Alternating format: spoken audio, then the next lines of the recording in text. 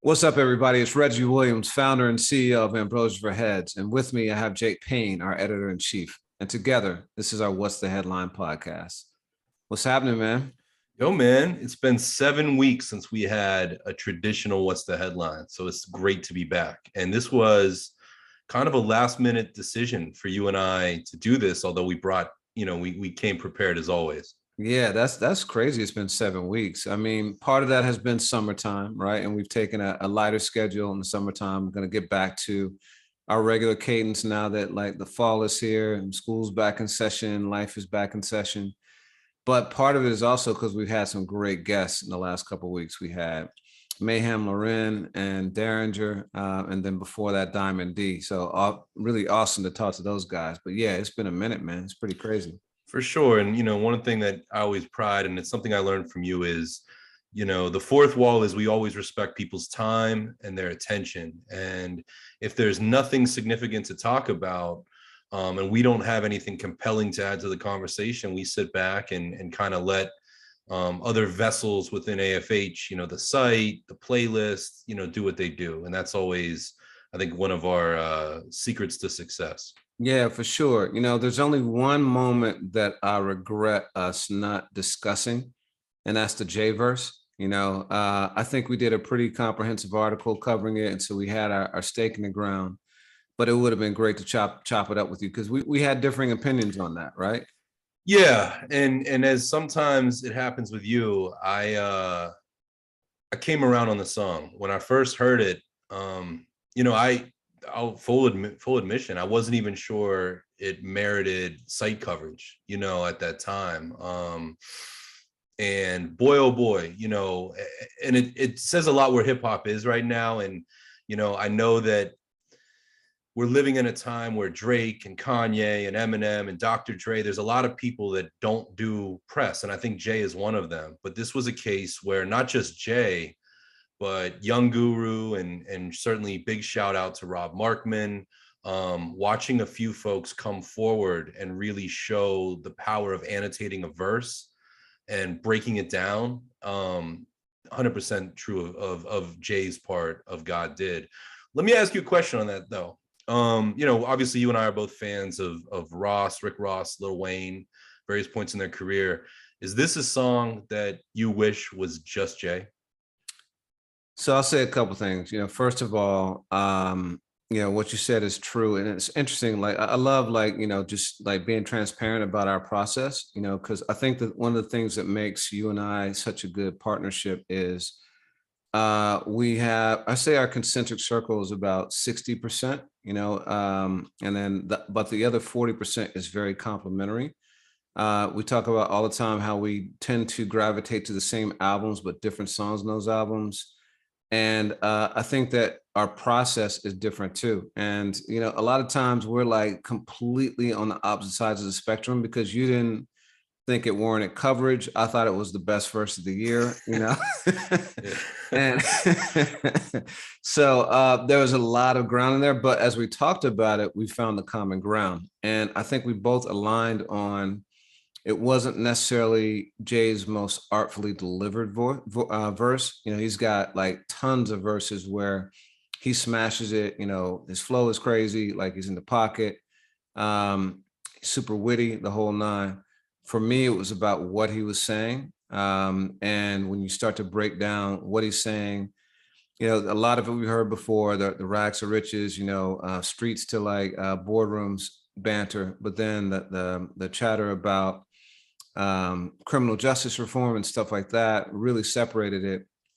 And to your point, when Guru broke it down and started talking about, yes, there's two levels to every J song, but actually there's a third too, where he's just talking to his inner crew. And there's stuff that he's saying very directly to us that you will never, ever understand unless you're part of the crew. That was mind blowing too, along with the one take Jay, I've had people say he doesn't write his rhymes. I've always thought that he probably just recited them in his head over and over again until he got it, so it's not like he's just going in and freestyling. And, he kind of confirmed that too, which was cool. But to your question, it's interesting. The way that I think about this is like Big Sean's Control, Yep. because Like people don't even remember it was Big Sean's song, right? Yeah. Like it was just and who else was on it, right? It J was Electronica. yeah, Yeah. yeah, I'm saying, but no one remembers that, right? No, Right. people just remember Kendrick. And that's how this song has gone down. Like when you listen to it on the radio, they cut the Wayne and Ross verses off. They just start with Jay. They Yeah. start with Khaled and then go straight to Jay. So do I wish that it was only Jay? Nah, because it feels like it's only Jay anyway. You know what I mean? And I appreciate Ross and Wayne's verse. Ross is even more. But this is clearly Jay's song. What about you? You think it should have just been a Jay solo? Yeah, I mean, it's so funny you mentioned Control, because that's the last time I thought that this happened in a song. And it's funny, there's a site out there, uncut.com, and he used to make edits where he would take weak verses off of songs, and it would cause a lot of frustration, especially among the hardcore hip hop community when artists got blocked. I think Wayne and Ross are cool. I don't think they necessarily belong on the song. I think it would be great just as Jay. And that's really cool. You and I spent a recent episode, the Funk Flex and Pete Rock and Conway episode, where we spoke a lot about radio. And I have not once heard God Did on radio, but I also haven't been, I've been listening to Sirius radio, satellite. I haven't been listening to terrestrial. So that's cool that that's what they're doing.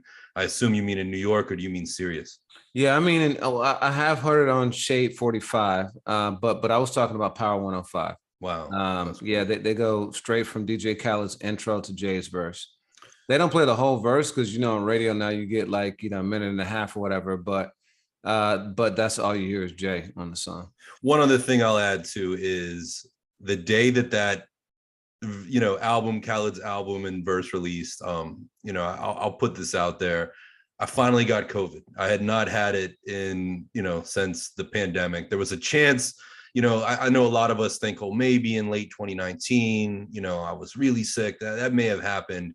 But this is the first time I tested positive. And thank you, got through it, whatever, easy. But fatigue and my head was a little bit cloudy. And even in our conversation with Meyhem and Derringer on the playback, I'm watching and I'm like, you're not 100%, so maybe that is my excuse on not grasping Jay correctly the first time. I'll trying to put it on COVID fog, really? Like, okay. I'll give you that. I'll give you that. Yeah. So May, yeah. You lost your sense of taste for sure. Right? Yo, you kept asking me that. And I was like, you're dissing me. And you're like, no, I'm just checking in on you. And you were real cryptic about it. But one final note. I mean, the amazing thing of Jay, like any artist, like Miles Davis, like DJ Premier, Jay has phases of artistry. And, there was that phase where a lot of people said, I think around American Gangster, where he was using, a flow that a lot of people attributed to Young Chris. Especially you heard that argument a lot in Philly. Early in Jay's career, he had the, Daz effects, Fushnikins, syllable style. Jay's current style is one I'm still warming up to. And I believe I've said that before on this platform. And you're absolutely right. I mean, his substance may have never been better, but obviously, there's part of me that misses Jay, more in that Rock La Familia Blueprint era where he was completely in pocket and had production that sometimes was as grabby as his verses. But, I can't change where the artist is, and I just need to appreciate it. And I certainly have with God Did a lot more over the last 3 weeks. So it's interesting because we wrote an article. You wrote it. I think I suggested it. Maybe it was a while ago, maybe 5-6 years ago. Mm-hmm. Called "Sometimes I Rap Fast, Sometimes I Rap Slow." How Jay-Z has changed his cadence over time. I liken it almost to like Tiger Woods, like changing his golf swing. And he's done it very intentionally, I think, to stay current and relevant. And what is on to the next one where he says like, brothers want my old flow, buy my old album. He's very, very intentional about that, and I think that's why he's remained as relevant for as long as he has. For me, well, let me ask you this: you said Rock La Familia Blueprint era, so you're talking 2001 into what, like 2004? That's your favorite flow, J flow? Yeah, even during his retirement, post Black Album. And I have a theory too, if I may. I think that Jay has changed his flow post 2013 because he brought in some of the best producers ever. I mean, you look at the Black Album, that's a dream team lineup. Jay, helped make Just Blaze and Kanye West. Forget Kanye as a rapper, but one of the most sought out producers ever. He's done that with other people. And then you look at Magna Carta Holy Grail, which had a really big lineup of people around it, and to me that was Jay's weakest album, my opinion. And now I feel like 444 on, he's used very sparse productions. No Idea is a legend, but when I think of 444, it's Jay's show with great music that complements him, but it's Jay is up here and the music is down here.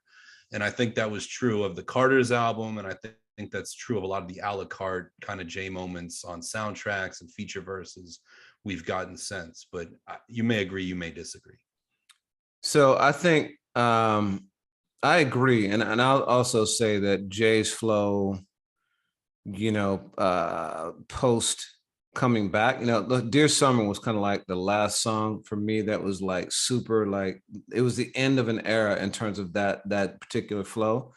And I think that flow for me started in 96, because don't forget, like he had a flow before that too, with Jazzo and the Originators. Yeah. Like he had that like double time, like, and that was original flavor, like that flow, Show and Prove with Kane. It lasted a while. That wasn't my favorite flow either. Right. For me, it was 96, like Reasonable Doubt through Dear Summer. And like there, like pretty much Jay always has variety, but like he was just in the pocket in a different way in that era. I will say there have been times where he has pulled that flow back out. And the one that I'm thinking about is Bam on 444, where he said, fuck all that pretty shit, my Hove, like, and like, he just destroys that. And I think he does that intentionally just to like, let people know, yo, when I want to do this, I can do this, but so I guess to your bigger point, like it wasn't my favorite flow on God Did either. It definitely, it was really just about the substance for me and the entendre, Yeah, and I made a comparison last year. I really feel like Jay grabbed dinner, it looked like on Instagram anyway, last year, maybe the year before with Makami. I feel like Jay is paying attention to the Rock Marcianos, a lot of the artists that are driving culture right now that may or may not seem underground or, connoisseur rap, to use Justin Hunt's, term that you and I both like and adhere to. It's interesting. And yeah, you're right. I think Bam is a great example, and maybe Drug Dealers Anonymous. He kind of hit the switch and went back into that. Yeah, and since you bring Justin up, we ran a piece of his recently. The Company Man has been a long-term affiliate of AFH. He has done video for us for a long time. He's back to doing his TVDs, which I thoroughly enjoy. I often disagree with him, and it's great because I think Justin is a fantastic intellect in hip hop and brings a lot to the table. And it's great to have opposing viewpoints. And I'm a big fan of Real Time with Bill Maher. Like I like shows where people don't try to tell you that their word is the word. They give you a perspective and then bring in other perspectives so you can make the decision yourself for what you want to believe. And for me, Justin is a great foil for that, just like you and I are good foils too. And he did a video piece about Jay recently, and the Twitter chat that he had afterwards, kind of arguing that Jay was out of touch and a billionaire. And I wanted to include the piece, one, because it's just very well done, but two, because I think it captured something that our audience feels a lot of times, that Jay has been out of touch. You talked about Magna Carta Holy Grail being his worst album. I think a lot of people feel that way because he's talking about high art and $900 bottles of wine and just like a super luxurious lifestyle. And 444, he brought that down a little bit and really tried to be more of an advisor rather than lording his greatness over people. for me, the problem I've always had with that, and so Justin's piece was about Jay-Z being a billionaire too long and being out of touch with reality. Because Jay said, "What do you remember? What Jay said that like kind of sparked the piece?"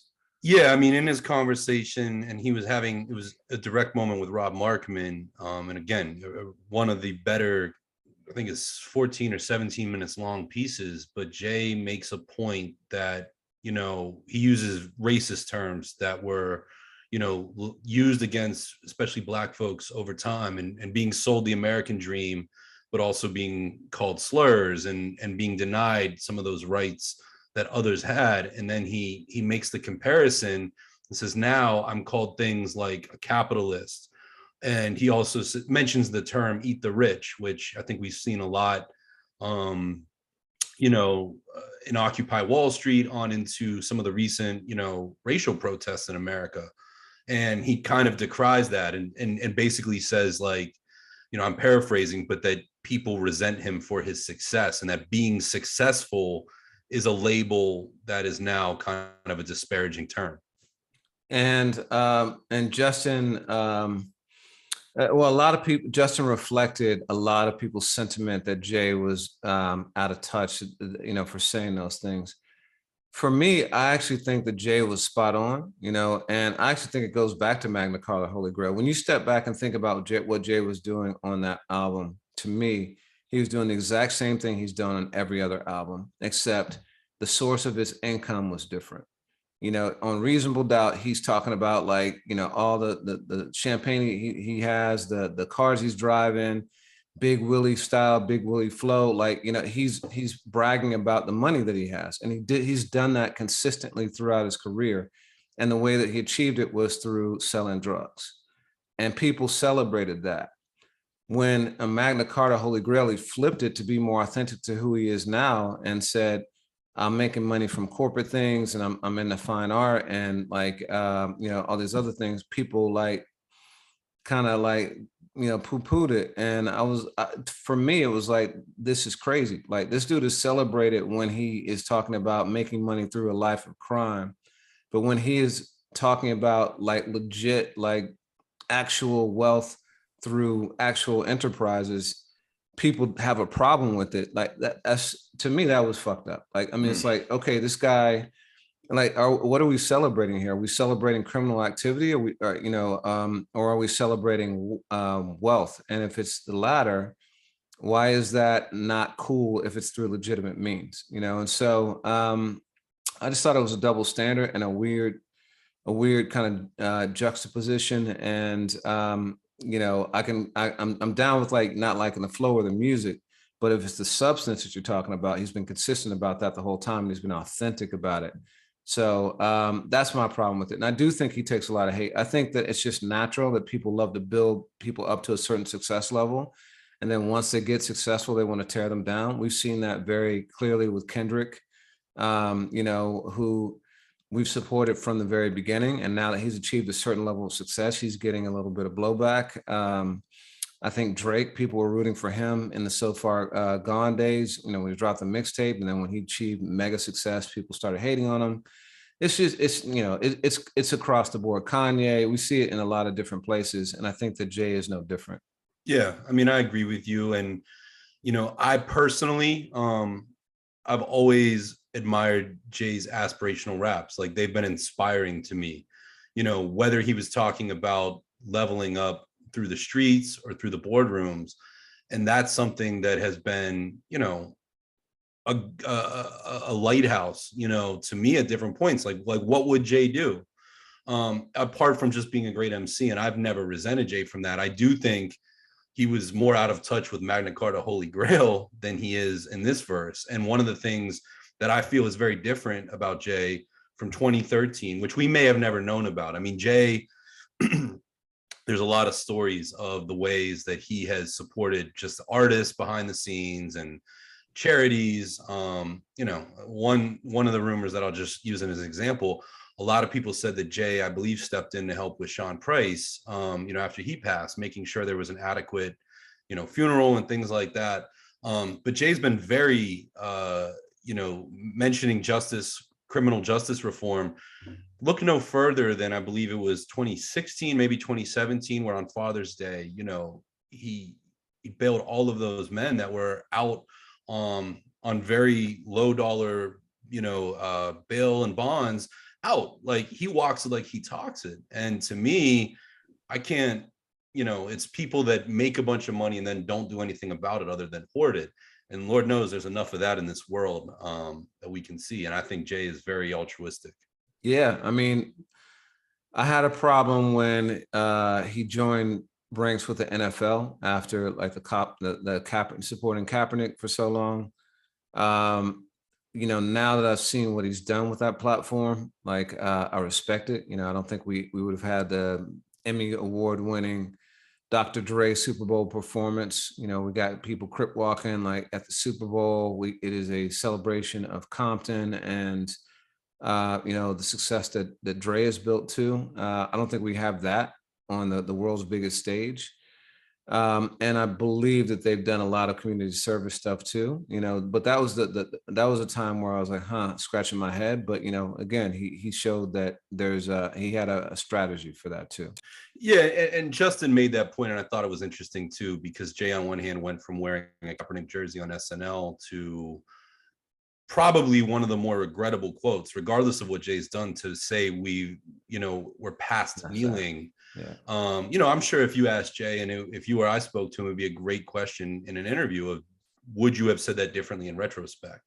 And Jay's, been honest, from misogyny to other things in his career that, as you or I, as men or as human beings, I'm sure we'd like to do differently in retrospect. So interesting fodder. Yeah, I agree with that. Well, I'm glad we got to chop it up on that a little bit. It's probably the last word. The verse, I think, will stand the test of time. I believe it's going to end up as being the best verse of the year, or definitely the most impactful verse of the year. I'll say. We'll see. We might get another Black Thought type verse in December like we did a few years ago, but for now, that's my favorite. Interesting. I'm still gonna give it up to J. Cole. Yeah. On Benny's album, Johnny P's Caddy, and Benny's verses right there too. But there's been a number of great ones this year, and I keep coming back to. I sent it to you yesterday. Scarface's verse on Street Made, the DJ Muggs song with Freddie Gibbs, is right up there with anything Face has ever spit. It's a great year for hip hop, but yeah, I digress. For sure. Well, there have been a lot of controversial statements made this year, many of which have come on Drink Champs, which shout out to Drink Champs, Nori and DJ EFN. EFN is also a great friend to AFH. We worked with him when we had AFH TV, our subscription service, and he allowed us to use his documentaries as part of our content. And has always been a great supporter of AFH. Shout out to them, because they have gone to a whole different level over the last year or so. I think the Kanye interview, set them on fire, or Gotti recently. And there was a Black Star episode featuring Dave Chappelle that dropped on Friday. It was a long time coming. We heard about this maybe 3 months or so ago, and it was supposed to drop, I think, beginning of July or so, and didn't come out until September. And looking at it, it seems like, or listening to it, it seems like there were some pretty substantial edits there. I don't think we got the full thing. There's only a couple topics discussed, and it didn't have the typical kind of Drink Champs flow. So either there's a part 2 coming, or else, for whatever reasons, there's some stuff that was held back that we'll never get a chance to hear. But there was obviously some compelling stuff in that. We wrote a couple pieces. Jake did a piece on Kanye West, Mos Def really talking about how he knew Kanye was going to be a star early on, before a lot of people acknowledged that, and not just as a producer, but as a rapper and overall. The piece that really struck me, though, was Nori made a statement. He talked about a Source magazine cover that came out in 1999 that had Mos Def, Black Thought, and Pharoah Monch on it. And the cover was the Over and Underground. And Nori's point was that he said, okay, cool. This is the moment when backpack rap arrived and had kind of gone to the forefront. And most had a reaction to that. You want to talk about that? Yeah. You could tell. So Drink Champs is audio only at this point, and you can kind of hear Yasin Bey, Mos Def shrug, like it's an audio shrug, and the thing he says is, I guess, because that term is you want to talk about disparaging, and then Nori doubles down. Well, Mos says, it was a term that people came up with to try and like label us. I get where people are coming from, but it never stuck because it didn't have any gravity to it. And then Talib Kweli makes a great point. He was like, look, I grew up in Flatbush, Brooklyn, and that's a two-fare zone back at the time. So if you left the house to go to a party or two or to go to an open mic, you're kind of packing for hours. So you're going to have your music, you're going to have maybe change of clothes, whatever. And that's why you saw all these people, in the Lower East Side, at Fat Beats, at the New Eurekan, wearing backpacks. And the term kind of stuck. And the conversation gets a little bit, broader of, where did it originate from? And two other artists that are mentioned, and I think that Kweli makes the point, is Grand Poobah and Black Moon, Buckshot, Evil D, and 5FT. And I think that's interesting too, because, Poobah is one of the true fashion pioneers, helped make Tommy Hilfiger cool for a while. I think he was one of the guys that kind of brought in the Timbs with shorts look. And then, Boot Camp Clique are also, between the camo, backpacks, that whole aesthetic, those guys are pioneers too. So yeah, Talib's point was that, because where Nora was going with it was he was suggesting that backpacks were aligned with kind of the rocker sound, kind of suburban kids who, were just doing it like, super conscious, the whole nine. And Talib's point was, nah, man, this was New York. Like, dudes like Poobah and Black Moon, to your point, who were not necessarily aligned with that movement, might have like, the strap in the backpack. Buckshot had a line about that on Enter the Stage. Yeah, absolutely. So what he was saying, backpack, having a backpack wasn't a symbol of like your belief system or anything like that. It was just practical or fashionable. So, and one of the things that kind of brought the conversation there, you alluded to the Kanye point that, Yasin had made, last year when Kanye was on Drink Champs, he made a host of really interesting remarks. And, he spoke about fashion a lot, as, I think is as much a Kanye passion as music at this point. And he made a disparaging remark about moving past the backpack and using that early in his career. And we did. If you go back to the College Dropout era, Kanye was the Louis Vuitton Don. He had a backpack. It just so happened it had LVs on it. And he used that to, I think, be an extension of himself. But he made a remark about putting the backpack down. And Nori and EFN mentioned that at the time, Boot Camp Clique, I don't know if it was Buck or Smith and Wesson, they wanted on Drink Champs to kind of respond to that and speak their piece as somebody who I think made that a vessel for Ye. Yeah, and that was kind of like Ye growing past the backpack was kind of like Jay growing past the throwback, right? He was like, something throwback, brothers button up, like, like we're growing up, so let's do the the button up now.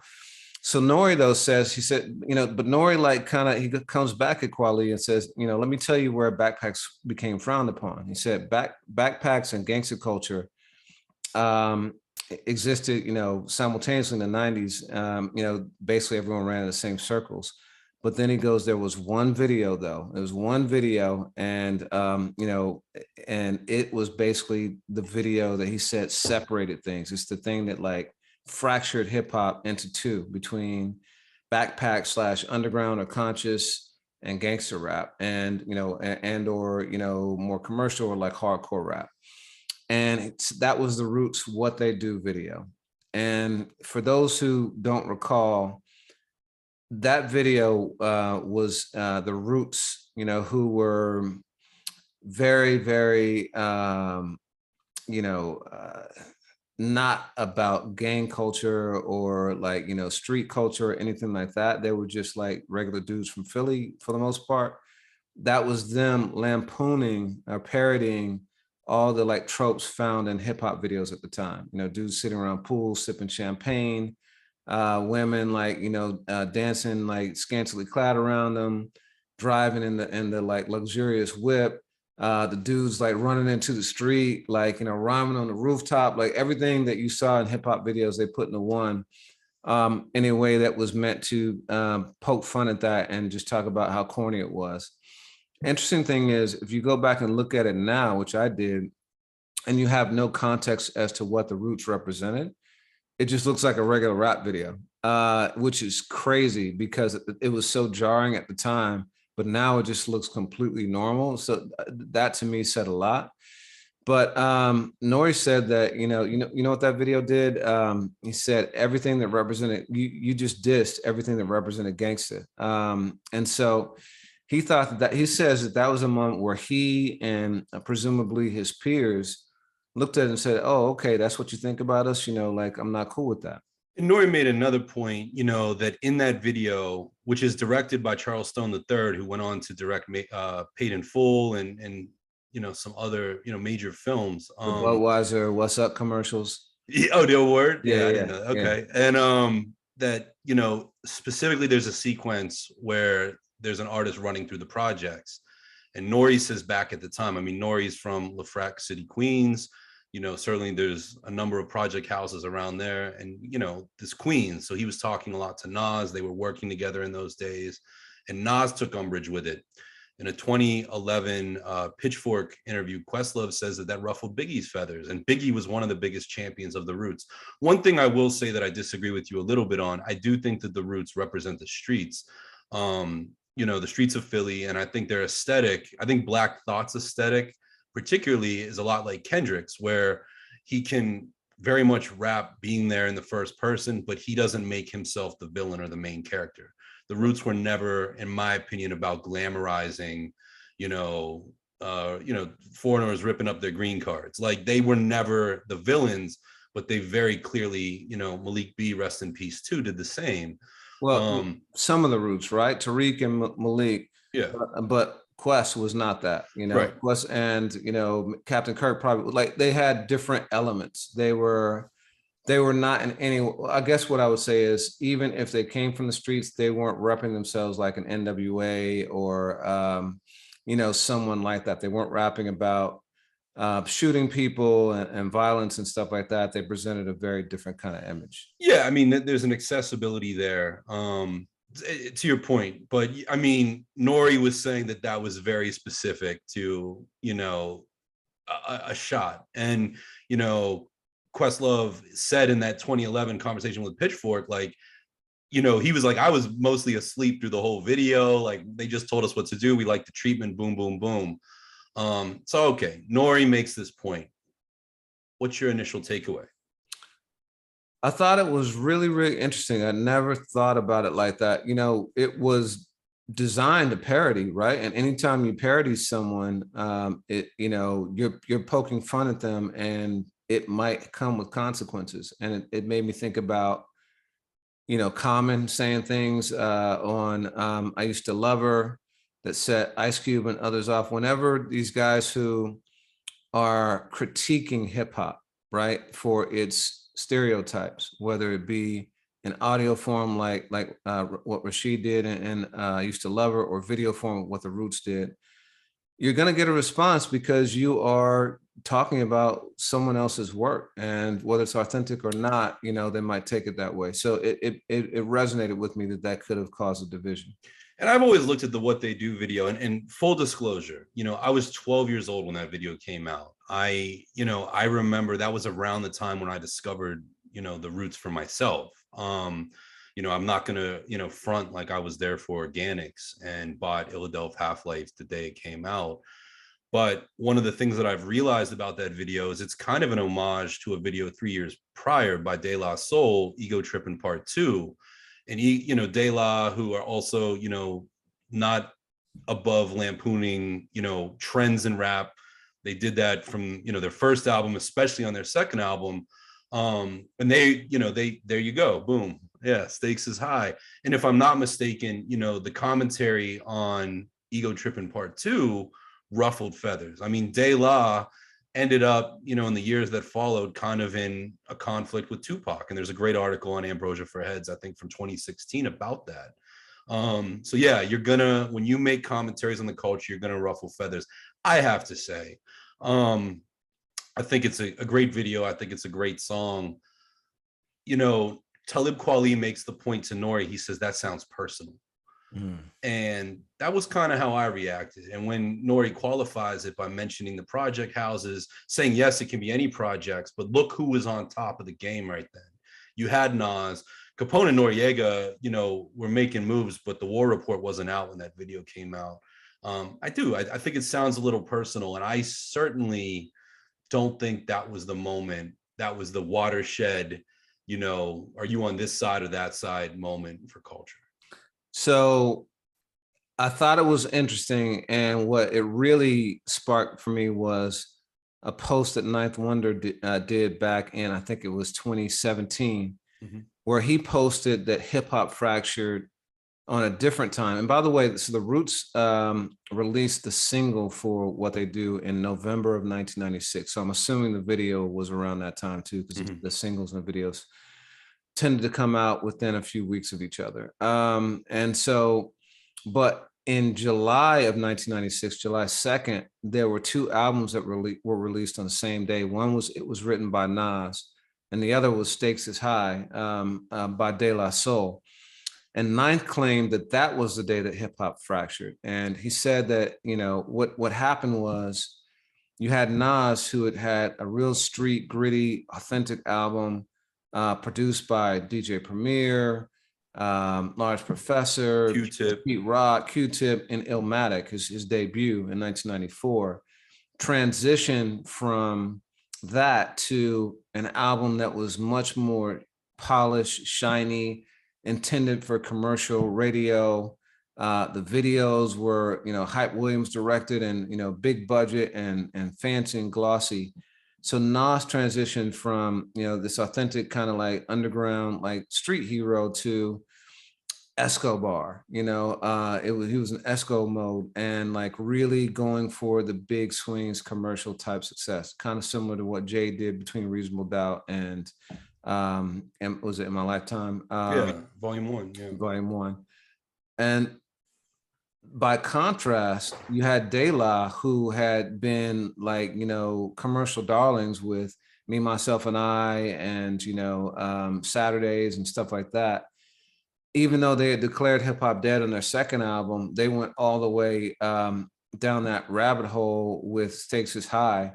They had Jay Dilla and created a completely different sound. And on Stakes Is High, talked about like the crisis that hip hop was in because of a lot of the stereotypes and like foolishness that they stuff that they deemed to be foolishness that was happening in the industry. So they're going from commercial to underground, and it was almost a sense that you had to like choose sides. That was Ninth's argument. But you want to talk more about that? Yeah, I mean, it kind of just was one of those dividing lines too of which side are you on. And I think that, you know, and it's funny because it comes up in the Drink Champs conversation and the Yasin Bey part.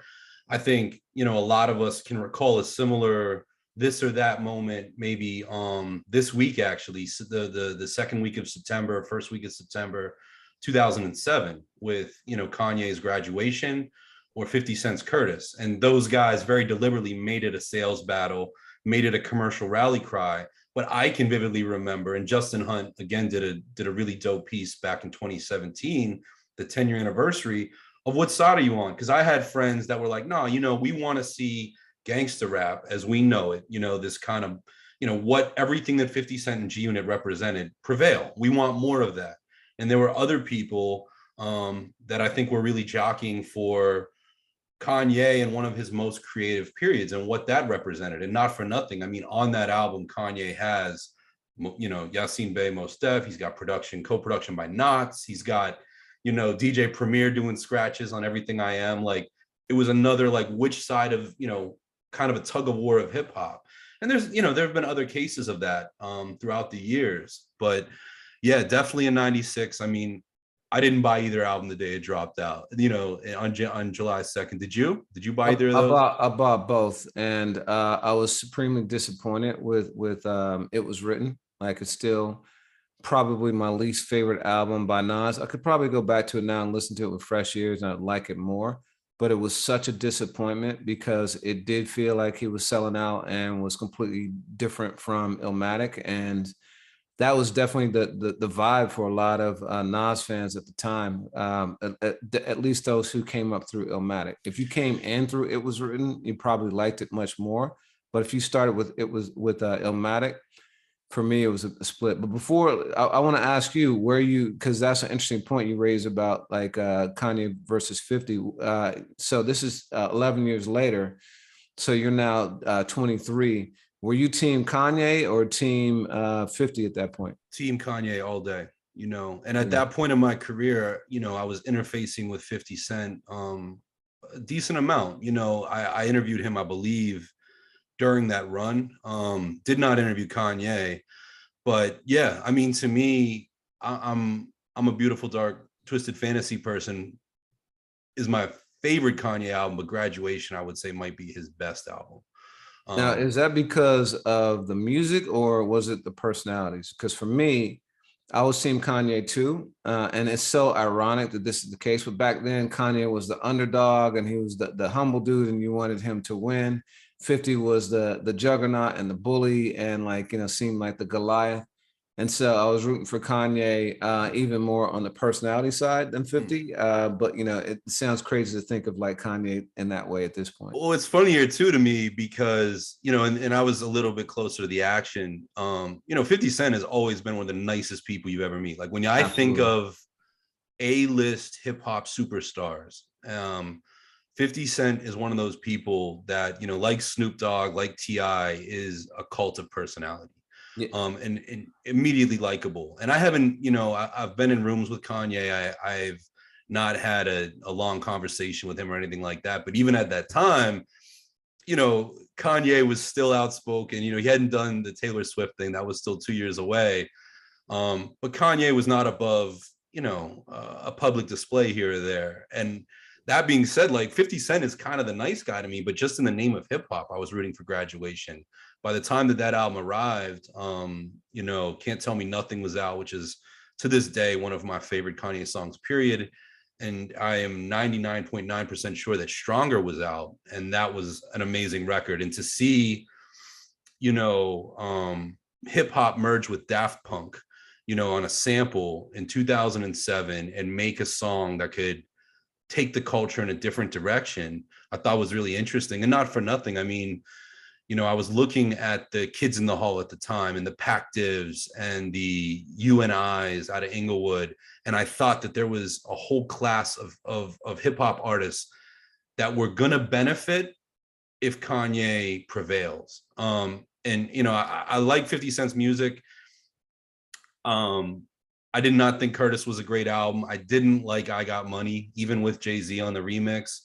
And I was just tired of that. I felt like there was a lot of really pedestrian rappers that were winning because of 50, because he had a story and because he wasn't above bullying. And I was tired of that. I wanted the art to win. So that's a long answer to a short question. Kids in the Hall, School Was My Hustle is one of my favorite mixtapes that year. See, that's the thing. Like, you and I were in completely different worlds, but still like rocking to the same music at that point, you know.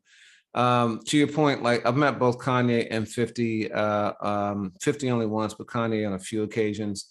Kanye was always super gracious and humble, you know, in my presence. And, you know, we had like real regular conversation. And one of the greatest music experiences I had was there's this place called The Box in New York, and it holds maybe 300, 400 people. And Kanye did like an album, like a live performance album preview of My Beautiful Dark Twisted Fantasy. Yeah. And afterwards was just down walking around talking to people. And he was asking me, you know, how I like the music. And we chopped it up for like 5 minutes or so. It was a real cool conversation. 50, we did a show with him at BET. First of all, probably the best smelling artist I've ever been around. I can't believe you just said that. He, whatever cologne he rocks, you know, he So, but also real chill, nice dude, laid back, humble, very different than like, how he might appear on record and stuff like that. But yeah, both good dudes in terms of my interactions. But, so going back to Nas and De La, so Ninth goes on to make the point. He says that if you went on the De La Soul route, it took you down a path. It got you to Dilla, and Dilla took you to Common because, Common in 1999 releases like Water for Chocolate, and Dilla had a heavy hand in production on that, doing it, and Thelonious, and a lot of tracks. And it led you to Mos Def, and then to Sound Bombing and the whole Raucous thing. And you were on a very different path, you were part of a different collective of fans. Nas, did the high budget videos, was on the radio, and it took you down a different path with that too. And so his point was that it fractured. And that's something that I really resonated with me. But did that resonate with you at the time too, when it was covered? A little bit, the image that I have, which was year 2000, so 4 years after it, I was living in Pittsburgh, 16-year-old kid. Spit Kicker tour came to town, and Up in Smoke came to town the same week. I think I've said before in this podcast, it's the same night. I got up mad early this morning and was trying to look to verify that. And I think they were a couple days apart, but I remember I had an opportunity to go to both. And I chose Spit Kicker, which was De La, Common, Bismarck E open, and I want to say Pharaoh Monch, Reflection Eternal maybe as well. And I say all that to say, I do think that there becomes mainstream / gangster and then independent / underground. And I mean, not for nothing, De La Soul is on Tommy Boy Records still at the time, which is, very distributed by Warner Brothers. They're in a similar chamber, but all of a sudden it seemed like the playing fields change. And there's one other factor to that. And again, Justin brought this up in a 2017 editorial, something I never realized was happening at the time. You may have, just as somebody, who was in media at the time and has a legal background. But in 1996, in February, there was the Telecommunications Act, which lifted the cap on radio station ownership, allowing major conglomerates, i.e. like Clear Channel, to standardize radio playlists around the country. Do you you were in business, living a life. Do you remember that happening? Do you remember the immediate effects of that? So I remember that happening. I remember it was Bill Clinton that did it. For me, I think the bigger implications were around digital media, because I think that, I might be wrong, but I think that that's also the time that fair use was allowed. And so, and that like allowed for YouTube and, all these user generated content platforms to exist, because what it said was that if this is the same one, I might be wrong, but I'll tell you what that bill stood for. It allowed people to say, okay, the platform is not going to be held responsible for content that users upload. So it allowed for the existence of YouTube and, TikTok and all these other platforms that are fed by users, because otherwise they would be sued for copyright infringement, and none of that content could exist. And so that was a much bigger implication. Like, yeah, for hip hop, like sure, huge, but like what that allowed for was the creation of, $100 billion companies, they would not exist without that. So I was looking at it from that standpoint. I did not realize the implication that Justin talked about, which was it allowed for, it reduced the cap on, what the number of radio stations that any single entity could own. And so it meant that certain conglomerates could come in and buy up radio stations across the country. And it basically consolidated radio from, tens, if not hundreds of different stations owned by different companies, and having regional playlists and things like that, to making it so that a few, like call it 2 or 3 mega companies own radio stations across all the country, and they standardized the playlist, kind of like what MTV did, and made it more national. And so instead of having, hundreds of songs on playlists on radio, suddenly you had 10 to 20 across the country. And that was just a game changer. Yeah, and I mean, to me, I'm not disagreeing with Justin, but I think that's a butterfly effect. I can remember in 99, 2000, and I lived in Pittsburgh, and our hip hop station was Whammo, which I believe was the oldest Black owned radio station in the country for a time. On Mix Show, you would hear Afura, you would hear West Side Connection, deep cuts. Like at Mix Show, after I think it was 9 o'clock or 8 o'clock, radio was wild and free. And now, even being in Philly where we have several markets, it's not that. Like, even just watching the progression of the last 15 years of, hearing Jack Frost come up and freestyle, you're not going to hear that anymore. And we've talked about that.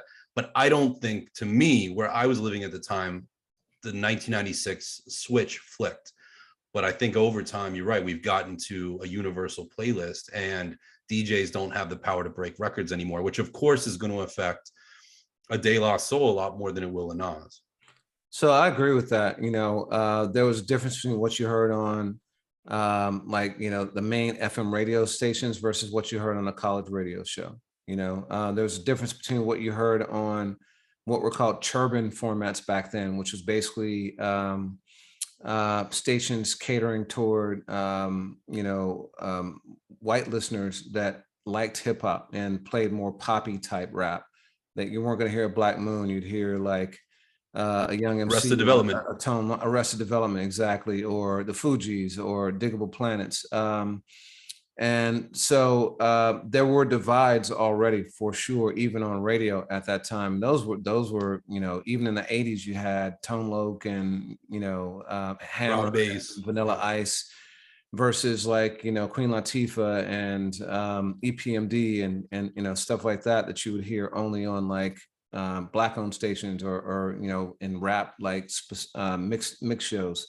So yeah, those divides were always there. I agree with you. I think 1996 was the catalyst, and it was not only that legislation which consolidated radio, but also the advent of the internet, which allowed for, infinite types of music to be put out there. And Ninth made that point too. He talked about there being, sites like hiphopsite.com and Underground Hip Hop, 88 Hip Hop. And, I had a company called New Rules, which was the precursor to Ambrosia for Heads, which was in that space too. And also you had Napster pop up, and you had the entire world's music catalog at your disposal, at your fingertips.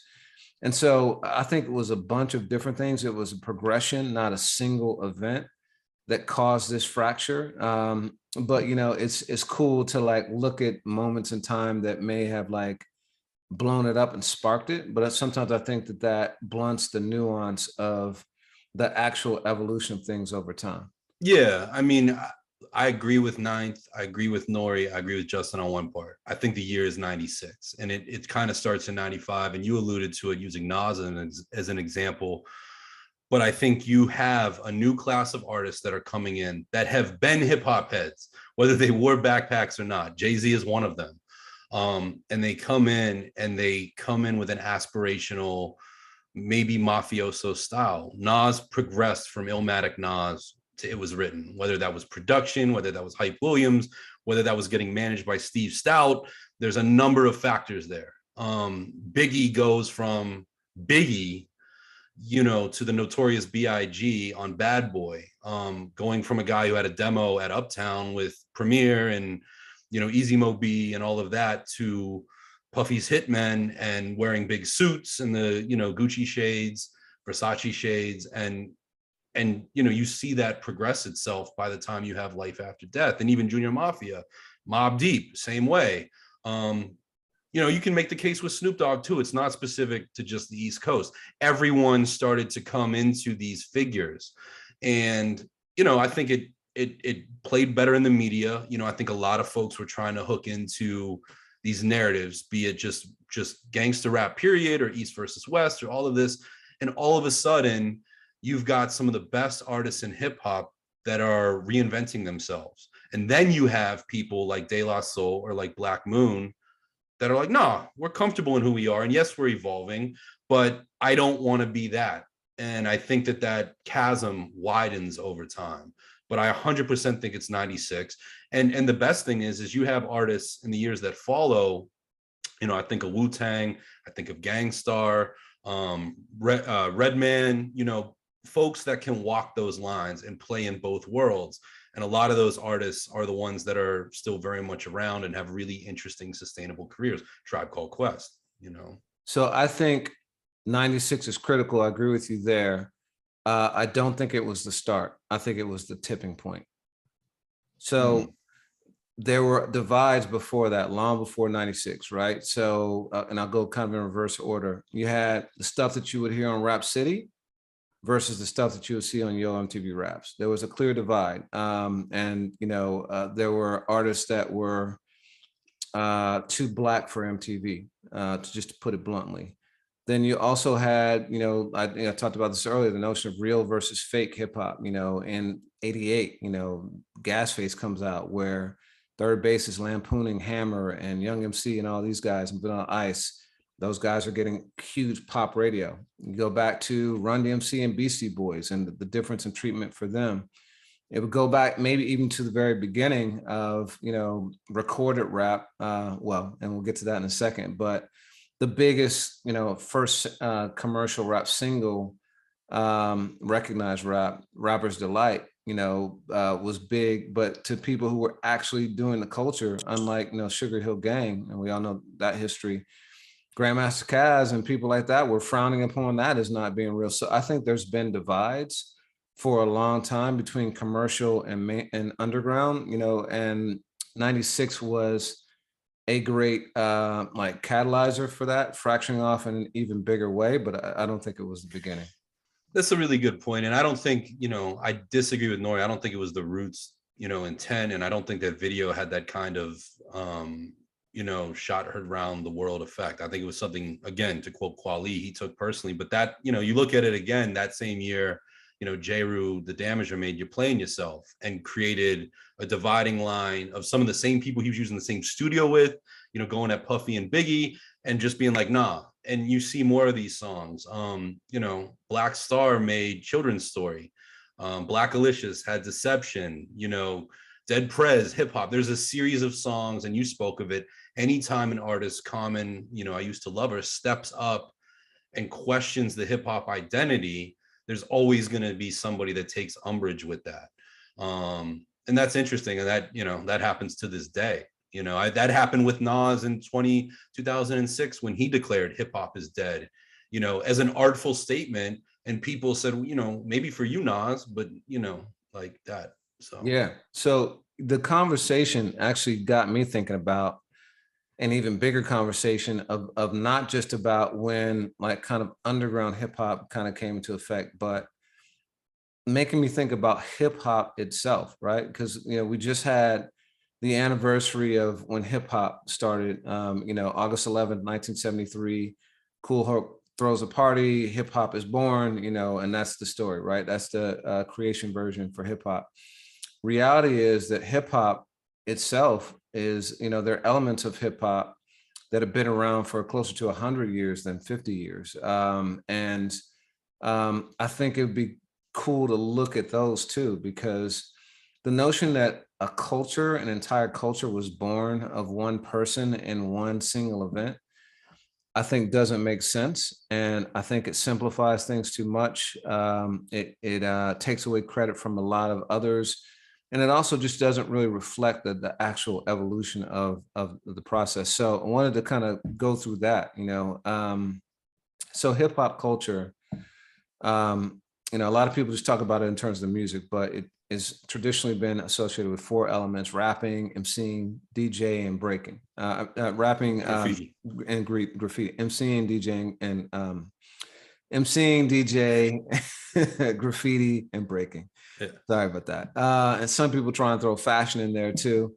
Other people try to say weed, but yeah, exactly. But four elements, and each one of those has been around for way longer than 1973. So one of the things I grew up with, listening to, I had this on vinyl, was a guy, Judge Pigmeat Markham. He was a comedian, and he used to put out records, and he would do music, and he would talk over the music. And if you go back and YouTube, and I'll try and remember to drop this in the link to Here Comes the Judge. Dude is absolutely rapping, and it sounds like a break beat, like a James Brown beat to it, and he's like in the pocket and everything. And that was 1968. And I sent that to you a couple years ago. What did you think when you heard that? Yeah, I mean, it's wild. And at the time, I think, it nudges this discussion. And I'll just say, like, I'm not here to take anything away from Kool Herc. I don't think you are either. I Not mean, at we all. celebrate that day, and there have been many times the AFH accounts on August 11th celebrate that, long before the federal government decided that it was an official holiday and all of that. But it's interesting because I've long advocated that you look at the way that Malcolm X spoke. You look at his ability to get a succinct phrase that may have had a rhyme to it. Muhammad Ali is another example. Fly like a butterfly, sting like a bee. Like, you can't tell me that doesn't sound like, flow, and Ali had many, many more expressions like that. Last And Poets. yeah, the Watts Prophets, the Last Poets, Black Thought, interestingly enough, has a dope lyric on, his new song with MF Doom, which is on our playlist, Belize, where he mentions, him being a product of the Watts Prophets and the Last Poets. And those guys, I mean, that's spoken word. Gil Scott Heron, like, the revolution will not be televised, Whitey on the Moon. Those are a lot closer to, rap than we give credit for. And rap doesn't begin, after 1973. It exists other places. But I think the idea of being an MC starts to take on a meaning in the 70s. Yeah. And so graffiti, you want to talk about graffiti? Because graffiti, also predates 1973. Oh, I mean, look at hieroglyphics, and I'm not talking about the Souls of Mischief, but I mean, people have been writing, expression on walls for other people to see, for ages. But hip hop, and then there's a debate, about the Bronx but New York and Philly, the East Coast, have always played epicenters. And in the late 60s in New York and in Philadelphia, there was a craze of people writing their names, names like Taki 183, Stay High. Philly, where I am today, there was Cornbread, who went as far as writing, he tagged an elephant, a living elephant, at the Philadelphia Zoo. And I believe that was before 1973. I want to say that was 71. But yeah, I mean, that predates a lot of the names, your Dondis and your Futuras, but one leads to another, so that by the time 1973 and into the late 70s, you get guys doing whole train cars and really playing with color.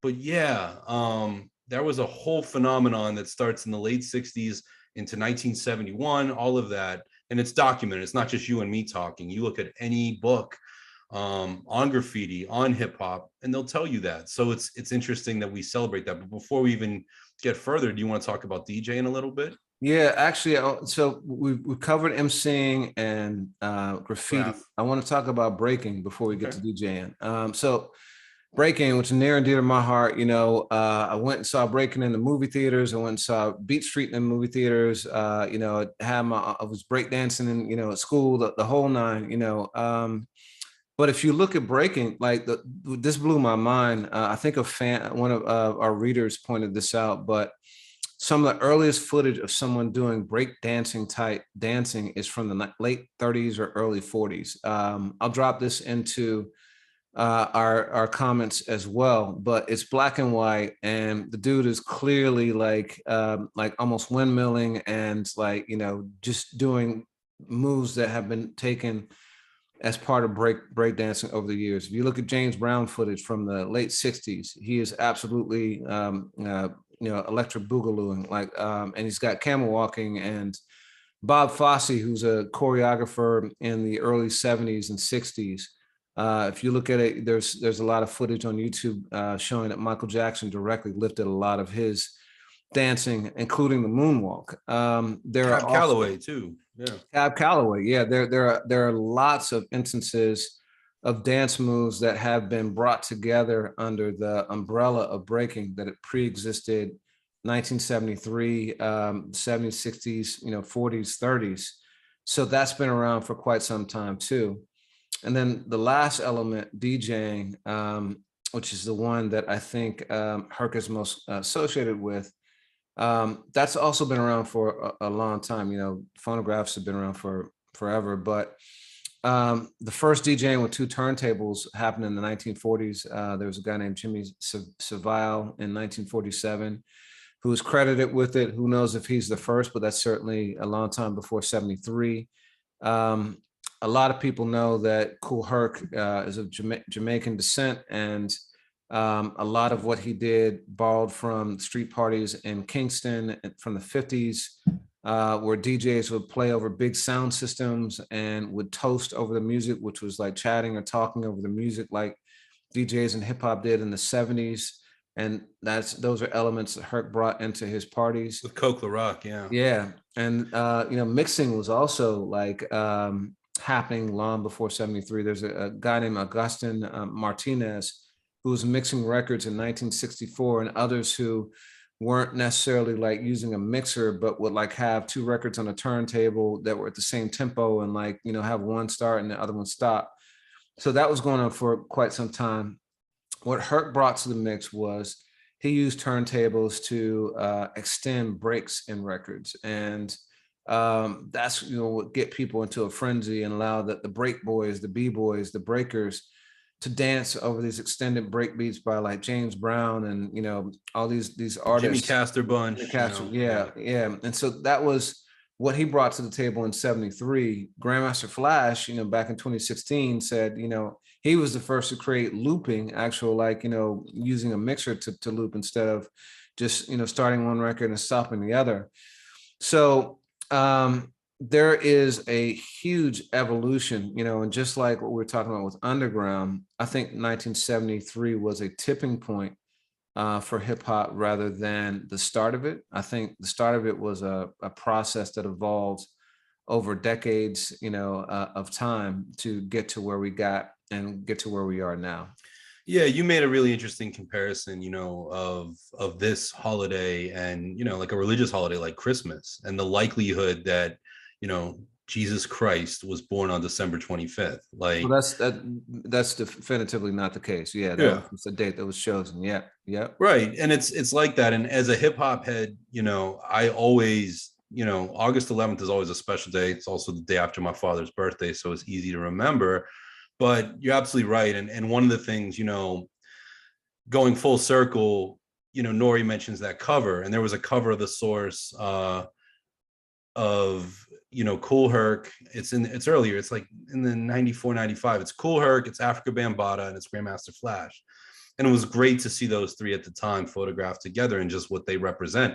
But there's other people, you know, DJ Hollywood and Lovebug Starski and Pete Jones. And, you know, there's a host of people. And one of the things, you know, that I love about what we do, what Ambrosia for Heads represents, is we're always trying to cover those voices, you know, include those people. And, you know, we did long form journalism when DJ Red Alert and when Kool Herc were on Combat Jack, rest in peace, you know, Reggie. And yeah, we cover that. So it's really important to remind everyone that hip hop just wasn't a flick the switch in August 11th of the day. And you're absolutely right. It's very akin to the Roots video too. Yeah. Yeah, you know, so there's pros and cons to anniversaries, right? Like it is great to have a day to celebrate something, right? Whether it be a birthday or an anniversary or whatever it is. And hip hop, in my opinion, is the most important cultural force in the last 50 years or more. And I believe it deserves to be celebrated. And so having an anniversary allows us to do that. I think it's great. I think the detriment to having anniversaries is that sometimes they associate it, they make things a bit too simple and neat, you know? And so to attribute this culture that has so many elements to one person, I think is excluding so many other people that contributed to that movement. And again, not taking away from Herc's contribution to hip hop, but I'm saying let's bring in and include all the other people who contributed as well. The other thing it does is I think and I think to that point, like we've seen Fat Joe get, dragged recently because he was speaking about Latino contributions to hip hop. And that is absolutely the case. You can go back and look at photos and like old footage and documentaries and see how involved Latinos were. It was Black and Latino. I think that anniversaries and the desire to pack things into one neat thing starts to lead to some dangerous implications too. Absolutely. And I'm glad you mentioned that, because that's what came on my mind. And I was really proud of AFH. For throughout the years, we kind of aggregated things that we've reported previously. Latino USA did an amazing piece, a series of pieces for radio in 2015 covering that. And one of the things that I remind myself, my friend and former colleague, Kathy Iandoli, wrote a book called God Save the Queens about women in hip hop.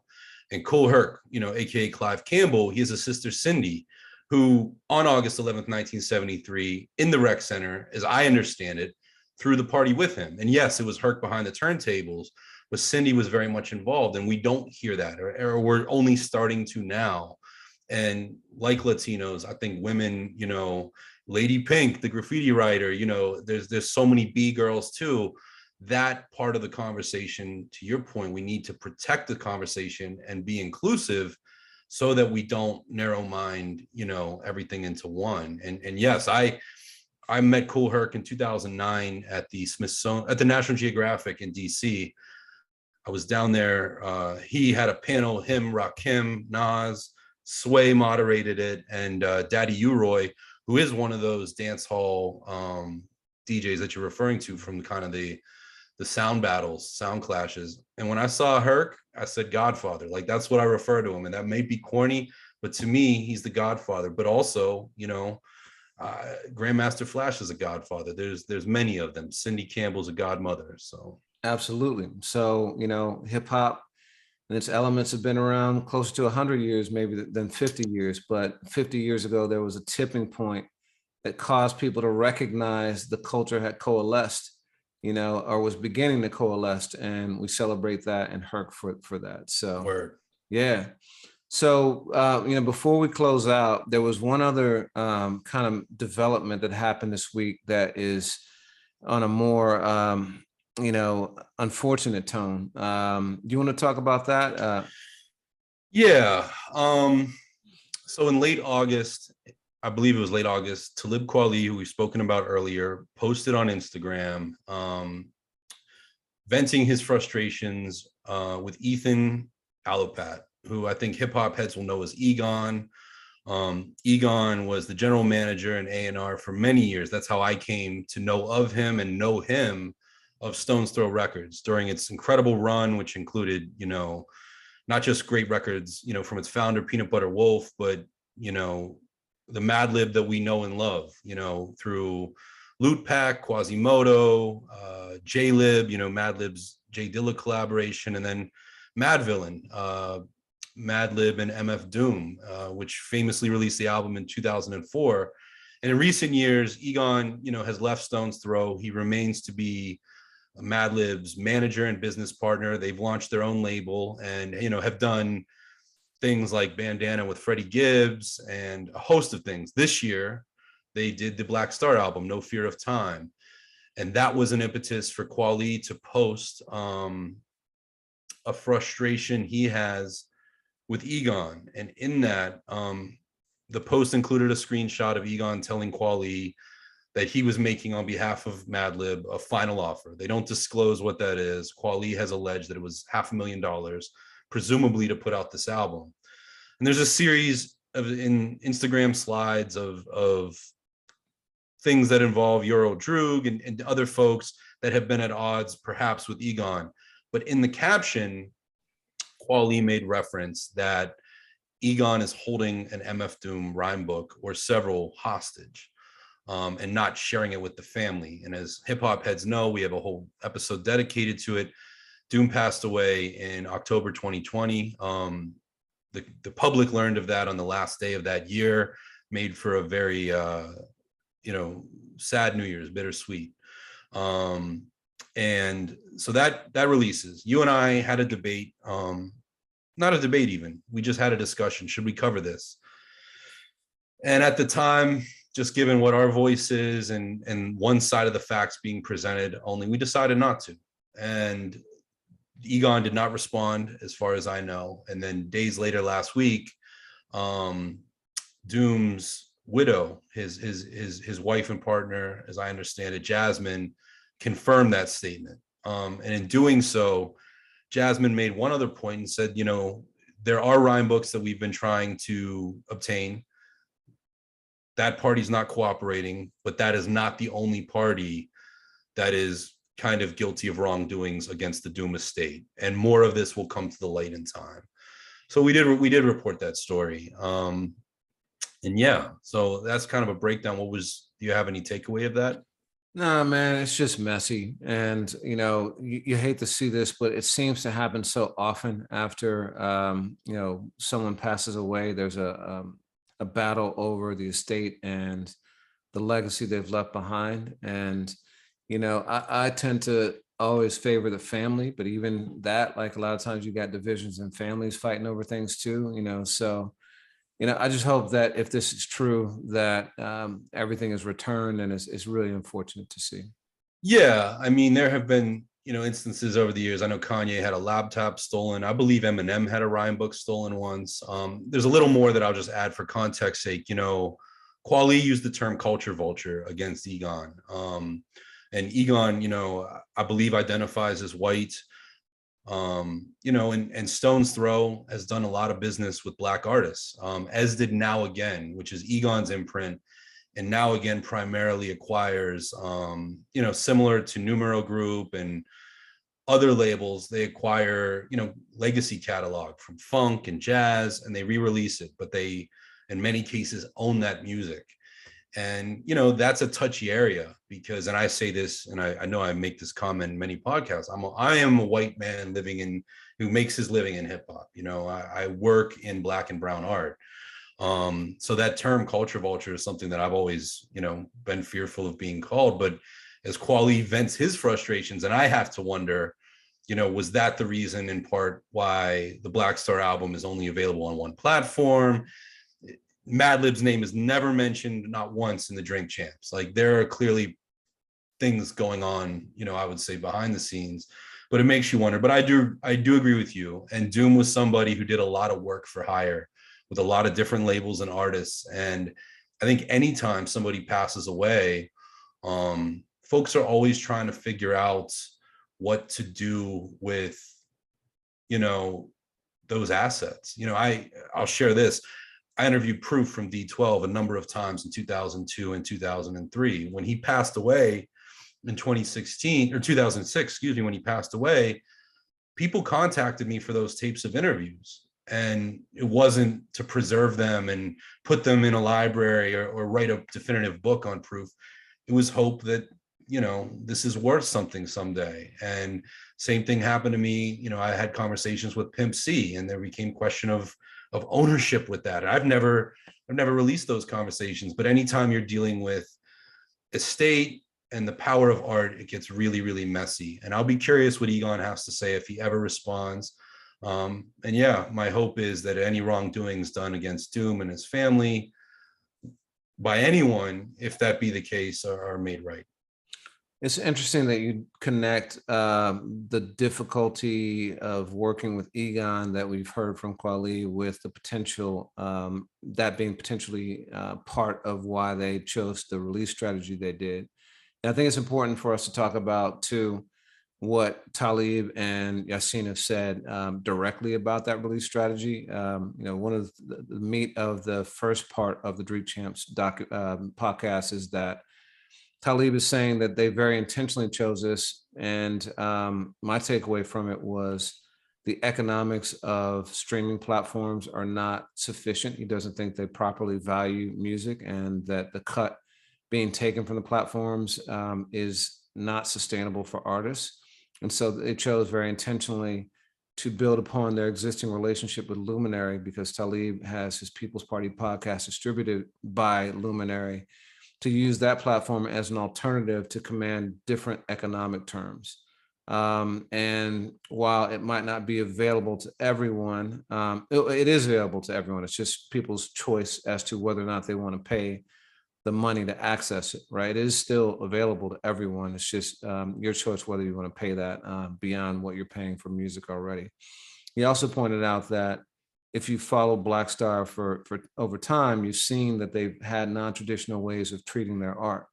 Yassine himself had an album that he was only playing in museums for a while, and was treating it as like an art installment. And so it's not out of the blue for them to showcase their music in untraditional ways. So interesting that you point that out. I think we got to also point out what they say, but Yeah. but what you say is interesting too. Yeah, and I mean, it's interesting just because, sort of like Chance the Rapper years ago, you can't buy the album. Like, you cannot buy No Fear of Time. And you and I dedicated a whole episode to the album. I think it's great. I think it's a fine body of work that makes the Black Star name proud and makes the Madlib name proud. But I'm always curious because Madlib and I'm not on either side of the fence. I'm just reporting, but it's interesting to me that Egon and Madlib have been together for more than 20 years, in business. So clearly there's a level of trust there. But I know that Madlib is one of those artists similar to Jay Dilla, where a lot of people have beats, and some of those productions over the years, you'll see them get decried of whether they were authorized, whether a beat appears two different places.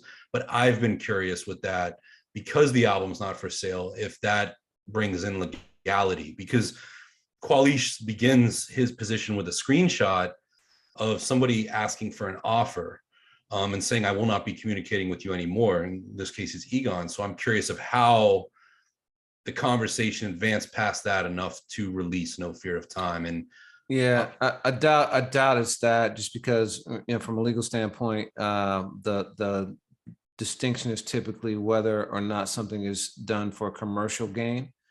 So if they put it out on like a DatPiff, or just put it out on YouTube, or some platform where they weren't getting compensated, it'd be different. But Luminary, whether it's for traditional sale or not, they're being compensated for it. So that would be the line. But to your point though, even if let's say that their strategies are strategy, and it's what they did because they wanted to do it, right?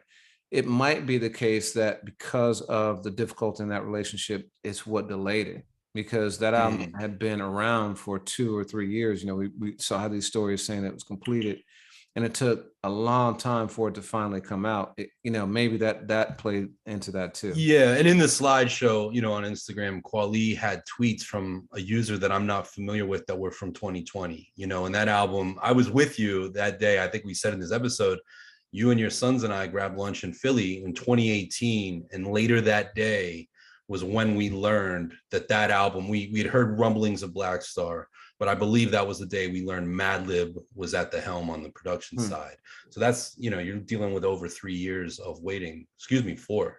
So let me ask you this. So I got the annual subscription. I meant to get monthly, but I saw the price and clicked, and then it ended up being annual. I'm not mad about it because it is one of my favorite albums of the year, and I do want to have access to it to listen to it. That being said, there's so much music out there now, and I don't know how you keep track of it. For me, a lot of it is through the AFH playlist, or just looking at my recently downloaded stuff in my subscription service. If it's not there, a lot of times, no matter how good it is, it'll kind of slip my mind. And because of that, I haven't listened to the Black Star album nearly as much as I think I would have if it were available on some of the other streaming platforms. Has that been, I would have a bunch of songs on the playlist, the whole line, but has that been the case for you? Absolutely. And at one point, I believed that when the Drink Champs with Black Star ran, it would be to coincide with them perhaps opening it up to other platforms, just like Jay-Z did with 444 or Dr. Dre did with Compton. And that hasn't been the case. The on Spotify, at least, the avatar of Black Star changed to a new one, and it's the album cover, but that hasn't happened yet. And and I will absolutely resubscribe to Luminary. I did do 2 months and listen to the album, at least 10 times. And we came out with a very bold headline, which I stand by at the time, that it was the best album. And something tells me that in Q4, we're going to have, a recap of sorts of the year and declare our each personal best. And perhaps we'll agree. I plan on resubscribing to kind of understand the year in retrospect, but it's been a giant detriment. And that was true of Dr. Dre's Compton and 444 at the time they dropped too, because I like my music all in one place. And then, if I want to go hear De La's catalog with Tommy Boy, which we still haven't gotten, told we were over a year ago, I go and grab the CD or the vinyl, or go to YouTube if I have to. Yeah, I'm betting that I still believe that at some point it's going to hit traditional streaming platforms. Maybe it's Black Star. Maybe it's a year or whatever. Kind of like what Dre did with the Grand Theft Auto release. But we'll see. We will. And just speaking of the playlist, I mean, obviously a lot of new music has dropped over the last 7 weeks. The playlist is in a great spot, and and as the site, by the way, and shout out to JID and Rock Marciano and Alchemist and Black Thought and Danger Mouse. This summer has been great, and I really look forward to, at the end of the year, just recapping some of the music we haven't had a chance to speak on at an in-depth level. Yeah, I love those albums you just mentioned. I would also shout out Joey Badass and his 2000 album, which is one of my top 3 projects of the year. But there have been some bangers over the summer, man.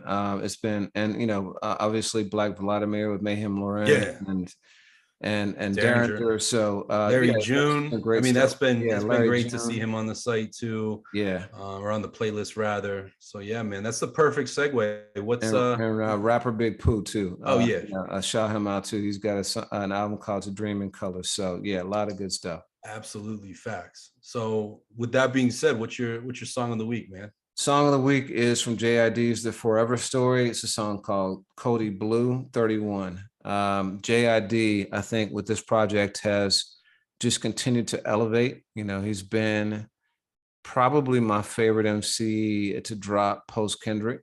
And I think that he just continues to showcase his talent. He did it on NPR's Tiny Desk, a great Tiny Desk too, the live band, just incredible talent. How about you?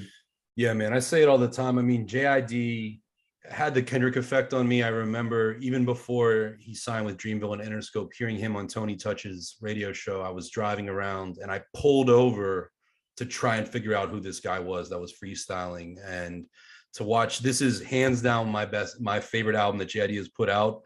I think it's phenomenally produced, and I really believe, we talk about underground and mainstream. I think JID is swinging for the Grammy fences, and it's a statement. So I was thinking about going with a JID song. I'll go with an Open Mike Eagle song. We talked about it in the Diamond D interview we did recently. It's called I'll Fight You. It's produced by Diamond D. Open Mike has an album coming out next month that I look forward to. Diamond D's done several joints on it. I cannot stop playing this song. It is also on the playlist, and just a great rhythm. It sounds like it's titled. Yeah, we can't forget Diamond D either. Shout out to Diamond D. Oh yeah, word.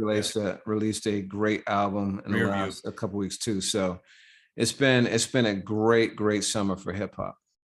Absolutely, man. And Q3 and 4 are just gonna get doper. So it was good to bust it up with you, man. I missed this. Yeah, for sure, man. Same here. Always a pleasure. All right, until we do it again. All right, man. Peace. Peace.